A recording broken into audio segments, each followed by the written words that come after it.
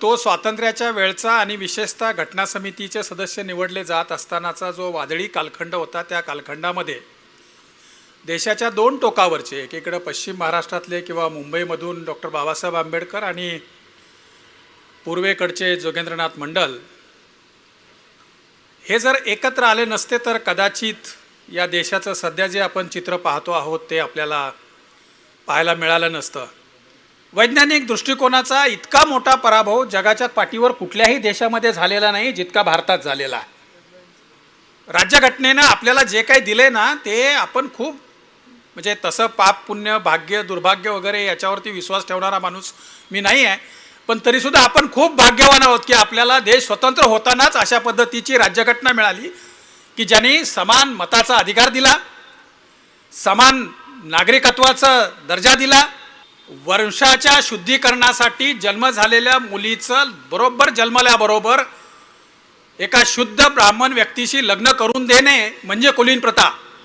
आपल्या समोर मोठी आव्हानं जी आहेत त्याच्यामध्ये एक प्रमुख आव्हान जे डॉक्टर बाबासाहेब आंबेडकरांचा विचार, त्यांनी आपल्या हातात दिलेला बौद्ध धम्म आणि एकूण शोषितांचा आणि पीडितांचा उत्थान याच्याशी संबंधित आहे. आणि ते जे आव्हान आहे ते आपल्याकडं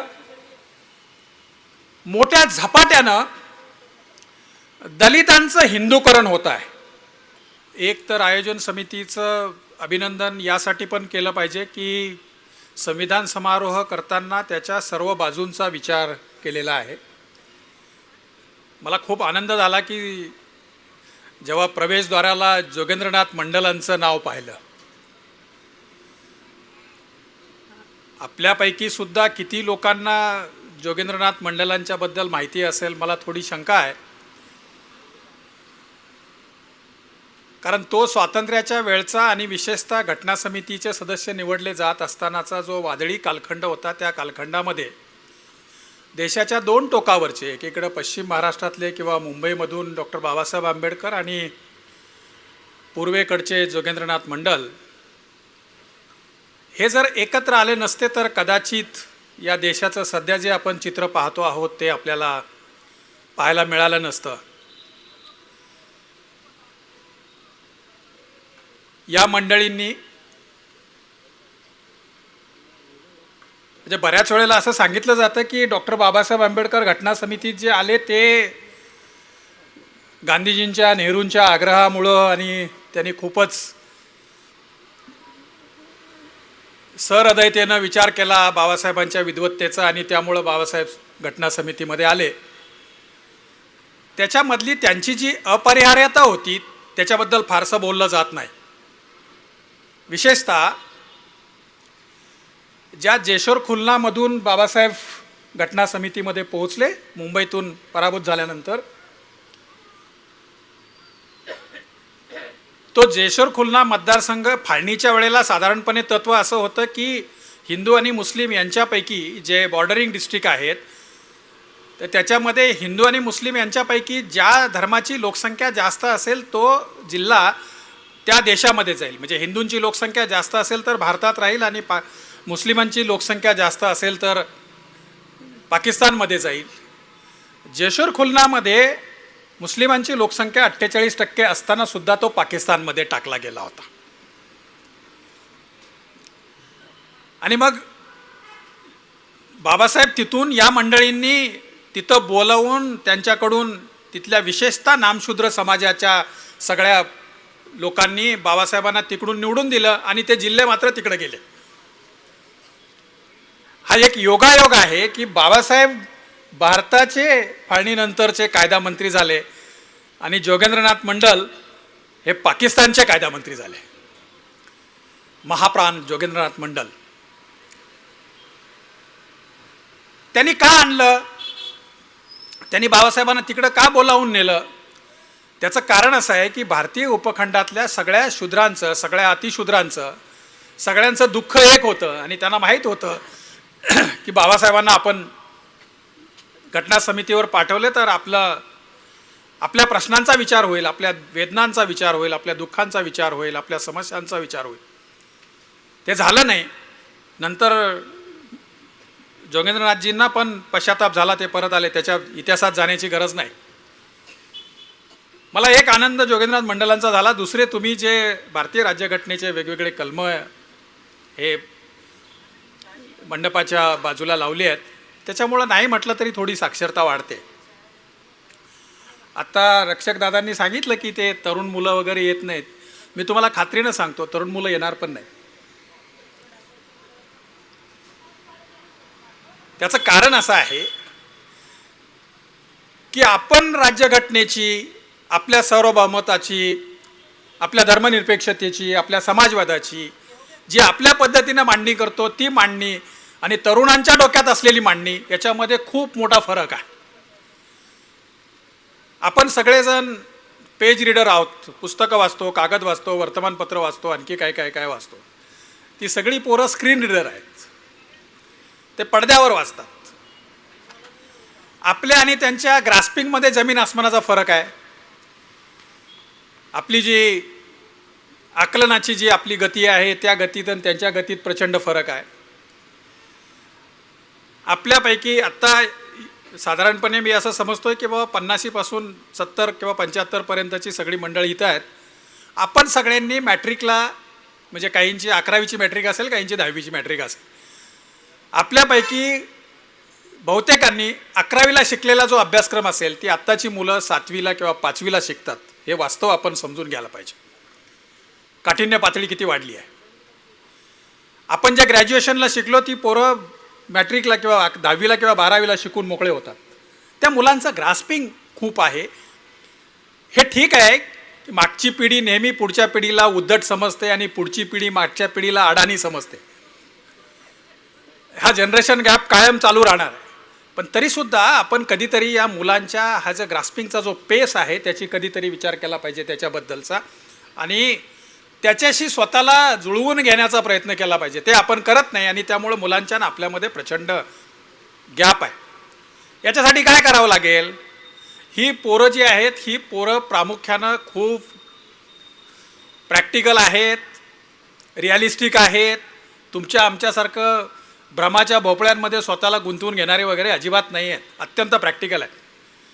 मी नाशिकला असताना एक दिवस एक खूप मोठे चित्रकार त्यांच्या नातवाला घेऊन माझ्याकडे आले होते आणि आम्ही ते थोडं काहीतरी बाहेर गेले. तेवढ्यात मी त्या पोराशी बोलायला लागल्यानंतर ते परत आले आणि त्यांना आश्चर्य वाटलं की हा तुमच्याशी गप्पा कसा मारतोय. हा घरी तर कुणाशी काही बोलत नाही, तो कायम त्याच्या अभ्यासामध्ये किंवा मोबाईलमध्ये किंवा त्याच्या आयपॅडमध्ये काय जे काय असेल त्याच्याच गॅजेटमध्ये तो गुंतलेला असतो आणि तो बोलतच नाही.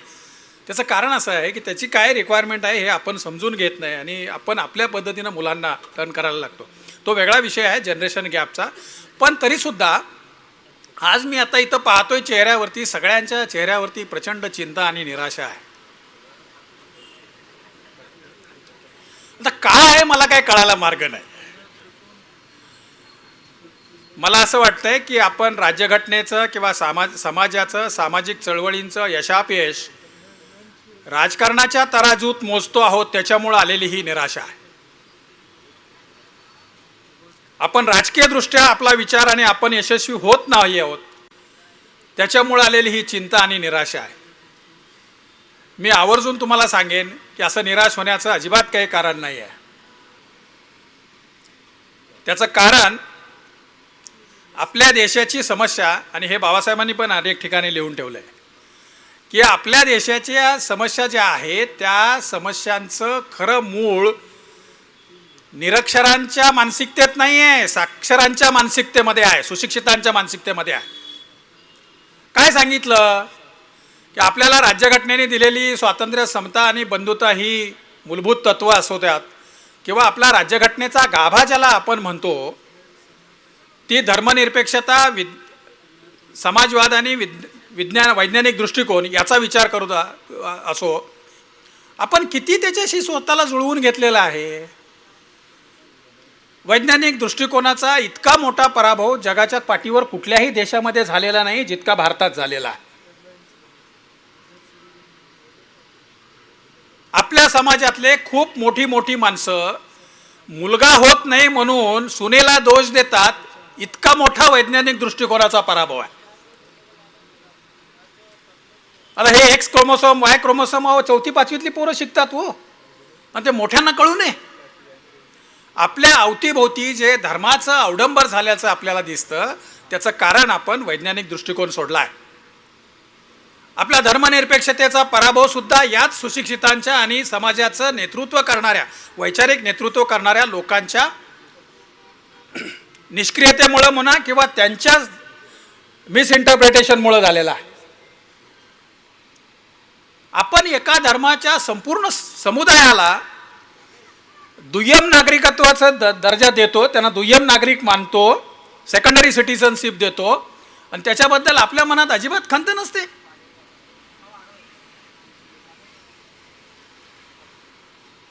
आपल्याकडच्या समाजवादाचा जो काही आताची स्थिती आहे, आता तर समाजवाद हा शब्द उच्चारणं सुद्धा चुकीचा आहे. कारण तुम्ही तुमच्या सगळ्या सार्वजनिक संस्था या खाजगीकरणासाठी खुल्या दिल्या आहेत, आणि भाषणांमध्ये मात्र आपण समाजवादाच्या गोष्टी करतो.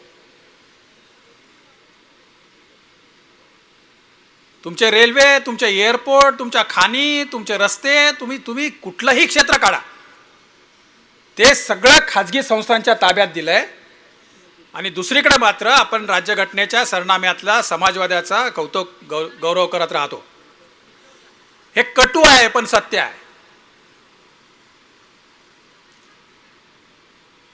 आणि त्यामुळं झालंय काय की ही जी निराशा चिंता जी आलेली आहे, ती आपण आपल्यातल्या ज्या चुका आहेत, समाज म्हणून आपण केलेल्या ज्या सामूहिक चुका आहेत, आपण जर प्रत्येक ठिकाणी जो सामूहिक शहाणपण दाखवायला पाहिजे ते न दाखवल्यामुळे झालेले जे परिणाम आहेत, त्याची सगळ्याची परिणती ही राजकीय अपयशात होते.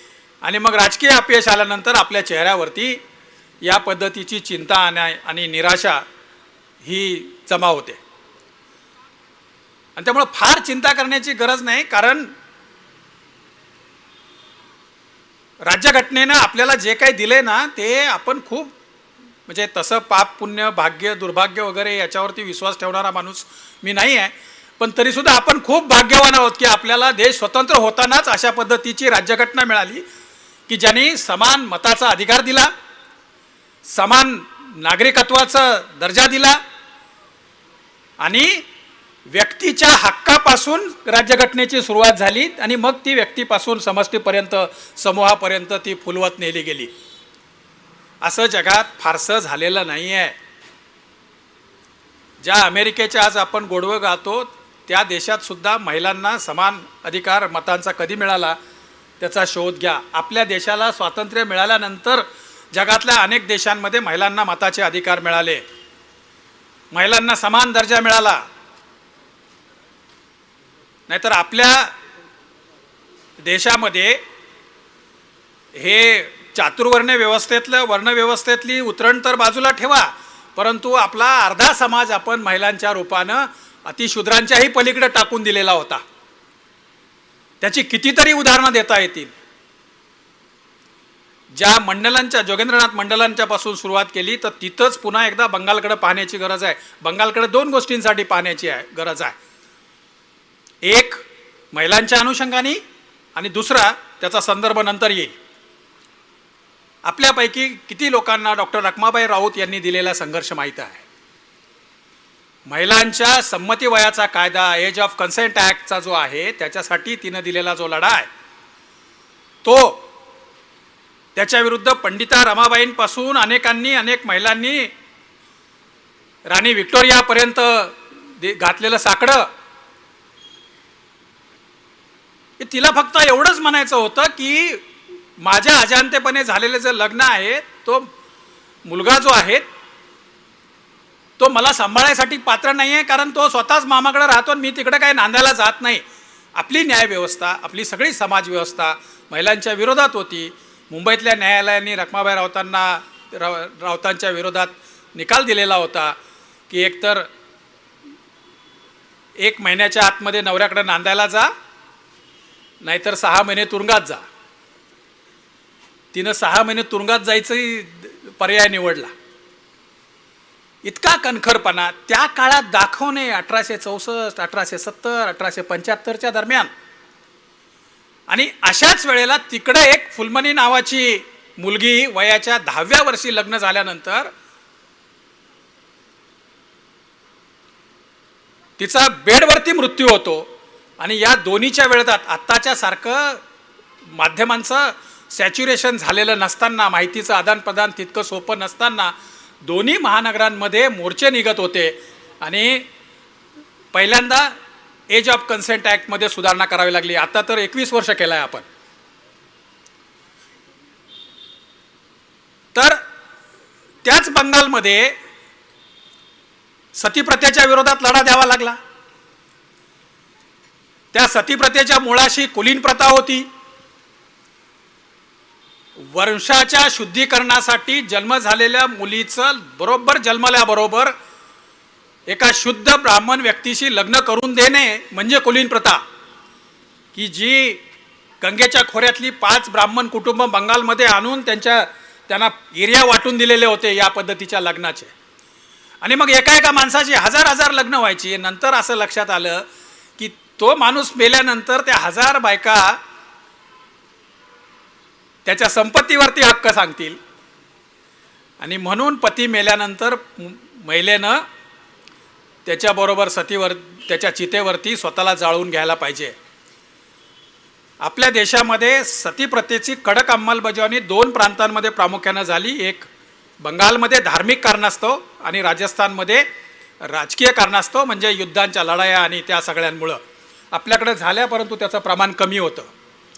ज्या डॉक्टर राजाराम मोहन रायांनी सतीप्रथेविरुद्ध लढा दिला, त्यांची थोरली वहिनी, तिच्यावर जेव्हा सती जायची वेळ आली तेव्हा आपला दीर जगभर फिरलेला आहे, बंगाली, इंग्रजी, अरबी, फारसी या सगळ्या भाषांचं शिक्षण घेतलेलं आहे, किमान तो तरी आपल्याला वाचवेल असं समजून ती याचना करत होती. आणि जेव्हा वहिनीला, आई समान वहिनीला जेव्हा तो वाचवू शकला नाही, तिला जावं लागलं सती, त्यावेळेला मग त्यांनी तो सतीच्या विरोधातला लढा दिला. आपल्याकडं आत्ता जो अवतीभोवती जो सगळा सार्वजनिक गोंधळ दिसतो ना, तसाच गोंधळ महिला सती जाताना पण करायचे. का ढोल वाजवायचे? तिचा आक्रोश बाहेर ऐकू येऊ नये म्हणून. ही महिलांच्या संदर्भातली लढाई. आणि दुसरी, ज्या निराशेचा मी अगोदर उल्लेख केला, याचा अर्थ असा नाही आहे की आपल्यासमोर काही आव्हानच नाही आहेत. आपल्यासमोर मोठी आव्हानं जी आहेत त्याच्यामध्ये एक प्रमुख आव्हान, जे डॉक्टर बाबासाहेब आंबेडकरांचा विचार, त्यांनी आपल्या हातात दिलेला बौद्ध धम्म आणि एकूण शोषितांचा आणि पीडितांचा उत्थान याच्याशी संबंधित आहे. आणि ते जे आव्हान आहे ते आपल्याकडं मोठ्या झपाट्यानं दलितांचं हिंदूकरण होत आहे. आणि यासाठी आपल्याला बंगालमधल्या मतुआ आणि राजवंशी या 2 कम्युनिटींचा विचार करावा लागेल. आता ज्या पद्धतीनं, किंवा आपल्या महाराष्ट्रात पण आहेत, महाराष्ट्रातल्या ज्यांना आपण हिंदू दलित असं संबोधतो, त्यांच्यामध्ये हा जो धर्मवाद वाढत चाललेला आहे, ते सगळ्यात मोठं आव्हान, सामाजिक आव्हान, विशेषतः राज्यघटनेच्या अनुषंगाने, विशेषतः बाबासाहेबांच्या अनुषंगाने आणि विशेषतः घटनेतल्या स्वातंत्र्य, समता, बंधुता या तत्वाच्या अनुषंगाने आणि सामान्य माणसाच्या, दुबळ्या माणसांचा, त्यांचा जो अपलिफ्टमेंट आहे, उत्थान आहे, त्याच्या अनुषंगाने सगळ्यात मोठा आहे. याचा अर्थ धर्म वाईट नसतात, पण धर्माच्या नशेमध्ये तुम्हाला सर्वसामान्यांची दुःख दिसत नाहीत किंवा जाणवत नाहीत. आपल्यासमोरचं मोठं आव्हान गरिबीचं आहे. आपल्यासमोरचं सगळं मोठं आव्हान निरक्षरतेचं आहे. आपल्यासमोरचं सगळ्यात मोठं आव्हान अनारोग्याचं आहे. त्याच्याकडे तुम्ही तेव्हाच पाहाल जेव्हा तुम्ही या सगळ्या जंजाळातून बाहेर पडाल. आपल्यासमोरचं सगळ्यात मोठं आव्हान बहुसंख्याकवादाचं आहे, मेजॉरिटींचं आहे. आपल्या संतश्रेष्ठ तुकारामांनी उगीच म्हटलं नाही आहे, सत्य असत्याशी मन केले ग्वाही, मानिले नाही बहुमता. सत्य आणि बहुमत दरवेळेला एकच असतं असं नाही आहे, किंवा ते एका सूत्रात नसतं आहे. आणि त्यामुळं या सगळ्यांवरती जर मात करायची असेल तर माणसं संविधान साक्षर व्हायलाच पाहिजेत, परंतु संविधानाची मूलतत्व ज्याला आपण म्हणतो ना वर्ड आणि स्पिरिट, वर्ड्स पाठ करून भागणार नाही, त्याचं स्पिरिट समजून घ्यावं लागेल. आणि स्पिरिट समजून घ्यायचं असेल तर आत्ता ज्यांना थोडी फुरसत असेल, मोकळा वेळ असेल, त्यांनी राज्यघटना तयार होत असताना जे कॉन्स्टिट्युशनल डिबेट झाल्या त्या डिबेट कधी एकदा नजरेखालून घालायला पाहिजेत. आपण पुन्हा भाग्यवान शब्द मी यासाठी वापरतो की 100 वर्षानंतर 50 वर्षानंतर आपल्या देशासमोर आणि समाजासमोर कोणती आव्हानं निर्माण होतील किंवा कुठल्या समस्या तयार होतील याचा विचार संविधान तयार करतानाच त्यांनी केला. अगदी गोहत्या बंदीपासून तर अगदी इंडिया की भारत इथंपर्यंत त्याच्या वेळच्या ज्या डिबेट पहा तुम्ही, तुमच्या असं लक्षात येईल की ते माणसं खरंच थोर होती, त्यांना आपण विसरलो. ते जरा एकदा नजरेखालून घालायला पाहिजे. शब्दांच्या बरोबर त्याच्या मागची भावना जी आहे राज्यघटनेतली ती समजून घेतली पाहिजे. आणि हे जर करायचं असेल तर असे मेळावे वारंवार व्हायला पाहिजेत. अशा सभा समारंभांमधून या राज्यघटनेच्या एकेका पैलूवरती खोलात जाऊन चर्चा व्हायला पाहिजे. त्याच्यातले जे गर्भितार्थ आहे तो आपण समजून घेतला पाहिजे. आणि त्याच्यासाठी तुम्ही आम्ही एकत्र आलं पाहिजे. मला तर असं वाटतं की आपल्या राज्यघटनेचा आपण केवळ 26 नोव्हेंबरलाच कशाला हे करायचा, ते रोज जगण्याचे आपला कोड आहे, तो लिव्हिंग कोड आहे, ती लिव्हिंग डॉक्युमेंट आहे, ते प्रवाही आहे, ते बदलता येतं. तुमच्या काळानुरूप जे बदल होत असतील, गरजानुरूप त्याच्यामध्ये बदल करता येतात. इतकं प्रवाही, इतकं नेमकं आणि इतकं तळागाळातल्या अंत्यजांचा विचार करणारं दुसरं डॉक्युमेंट जगात फारसं नाही.